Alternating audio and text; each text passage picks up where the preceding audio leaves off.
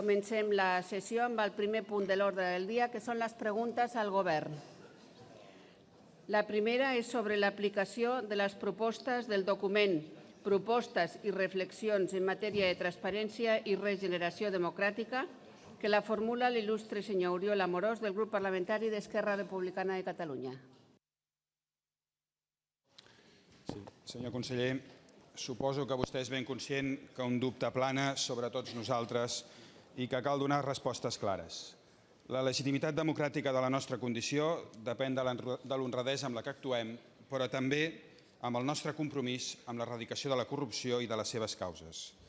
Senyor conseller, volem preguntar-li quina credibilitat creu que té el Govern en aquestes tasques i quina valoració fa el Govern del seu treball per la regeneració democràtica i la transparència. Per respondre, té la paraula l'honorable senyor Francesc Homs, conseller de la Presidència. Gràcies, senyora presidenta. Senyor diputat, doncs, com vostè coneix, i de fet coneix tot el conjunt de la cambra, ja fa, de fet, al llarg d'aquesta pròpia legislatura, va tirar endavant un projecte, encapçalat a més pel president mateix de la Generalitat de Catalunya, sobre un conjunt de mesures que el que li puc dir, i si vol després en el segon torn li precisaré més, que tot allò que és relatiu a les responsabilitats més directes, òbviament, del Govern de Catalunya o s'ha fet o està implementant-se en aquest terreny de prendre mesures concretes, contrastables a més, respecte a tot allò que té a veure amb la transparència, amb el fet de facilitar la informació i de prendre mesures per guanyar aquesta credibilitat que vostè identifica que ens convé a tots guanyar davant de la població. Per repreguntar té la paraula l'il·lustre senyor diputat. Estem d'acord que aquesta credibilitat és molt necessària, que ens afecta a tots. Deixi'm, però, que li digui una cosa. Les votacions a la Comissió d'Investigació sobre el frau fiscal i l'evasió fiscal, que també s'anomena aquesta comissió, i les pràctiques de corrupció política, les votacions el darrer divendres no van ajudar gens en aquesta credibilitat.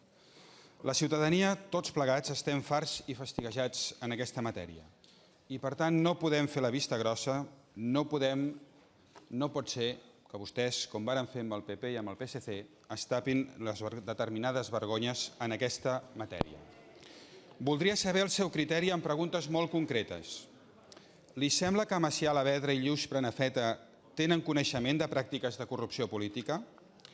I el senyor Luigi, li sembla que en saben prou de suborn, de blanqueig, d'evasió fiscal, de corrupció política?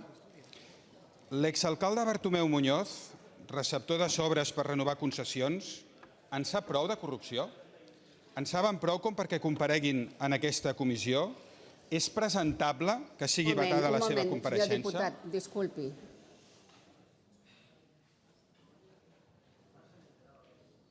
Qui no vulgui sentir les intervencions pot marxar fora.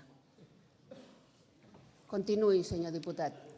Gràcies, senyora presidenta. No els interessa escoltar el senyor Lluís Pasqual Estivill, qui recentment ha explicat a la premsa com va frenar investigacions a Alavedra, a Prenafeta, a Jordi Pujol per Ferrusola, per tant un cas molt proper al cas Pujol. No els sembla que si ho ha explicat a la premsa recentment ho hauria d'explicar també al Parlament de Catalunya?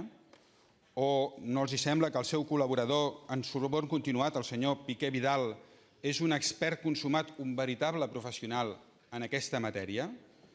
Té prous elements en el seu historial, prous indicis de dubte, prou vinculació amb el poder polític en aquest país com perquè ho fem. O, per exemple, Felipe y Aznar. Hem sabut pel fiscal que varen donar ordres de no investigar a la família Pujol. No els ho hem de preguntar? No els hem de preguntar també, per exemple, sobre el tema portes giratòries amb una comissió que té la missió de fer catarsi, de fer net?